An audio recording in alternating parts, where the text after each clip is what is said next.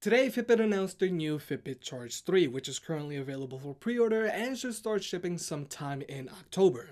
Even though the new Fitbit Charge 3 looks very similar to the current Charge 2, Fitbit has managed to pack the Charge 3 with some pretty good improvements. Here's everything you need to know about the new Fitbit Charge 3 and how it compares to the outgoing Charge 2 and Fitbit's current crown jewel, the Fitbit Versa. First, let's talk money. In classic Fitbit fashion, there's going to be a base Charge 3 and a special edition Charge 3. The base Charge 3 will come included with a single silicone wrist strap and will retail for $149.95, which is what the current Charge 2 retails for. The special edition Charge 3 will retail for $169.95 and will come included with 2 sets of wristbands and will have all of the same functionality as the base Charge 3. Except, it's also going to have an NFC chip for contactless payments. Personally, I would get the special edition Charge 3 just for the extra wristband, because I think Fitbit should have included an NFC chip on both models.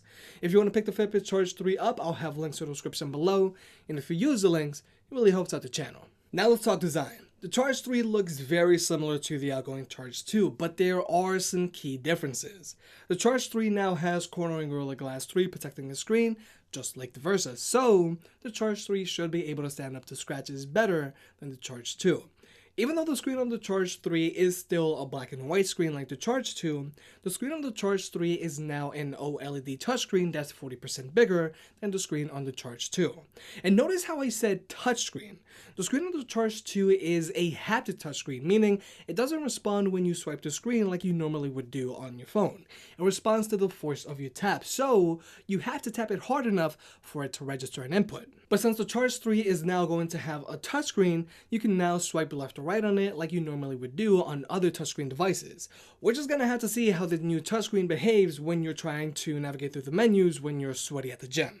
Another significant change on the Charge 3 is the new side button. Unlike the Charge 2 or the Versa, which have big clicky buttons which I personally like, the Charge 3 has a brand new inductive button similar to the home button on the iPhone 8 and iPhone 7.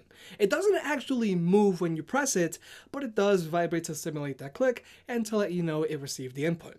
And the reason Fitbit upgraded the button on the Charge 3 was so that they can now make it swim-proof, something that the outgoing Charge 2 isn't. So you can now confidently swim with the Charge 3 in the pool or in the ocean without having to worry about damaging it. Another upgrade the Charge 3 has going for it is that it now has a claimed battery life of 7 days, whereas the Charge 2 has a claimed battery life of 5 days, and the Versa has a claimed battery life of 4 days. But I'm willing to guess that with real-world use, the Charge 3 should be good for about 5 days between charges. And finally, the last major upgrade I want to mention about the Charge 3 is the addition of an SpO2 sensor, which is also found on the Versa. And this sensor allows for the potential to estimate changes in blood oxygen levels and help track new health indicators like sleep apnea. So those are the major hardware changes coming to the Charge 3. A bigger, brighter screen, an inductive button which allows for waterproofing, better battery life, and an SpO2 sensor. But the Charge 3 is also getting some pretty significant software upgrades as well. The UI is going to be revamped so it's easier to navigate, and you're going to have more robust smartphone notifications similar to what you would find on the Versa or on more expensive smartwatches like the Apple Watch. And for the ladies watching, the Charge 3 is also going to be able to help with female health tracking just like the Versa does. And finally, let's talk about what the Charge 3 doesn't have. The Charge 3 still lacks a built-in GPS, meaning that if you're a runner, you're still going to have to bring your phone along because the Charge 3 still relies on connected GPS, just like the previous Charge 2 and the Fitbit Versa. And the reason Fitbit didn't include a built-in GPS on the Charge 3 was to save room for more sensors and a bigger battery, and just to keep costs down. And personally, I feel that's perfectly fine. But what I am bummed about is that it looks like the Charge 3 still doesn't have wireless charging. Personally, I just feel the charging clips that come included with most Fitbit devices are just too clunky and clumsy. So that's the Fitbit Charge 3. I personally feel it's a pretty significant upgrade to the outgoing Charge 2.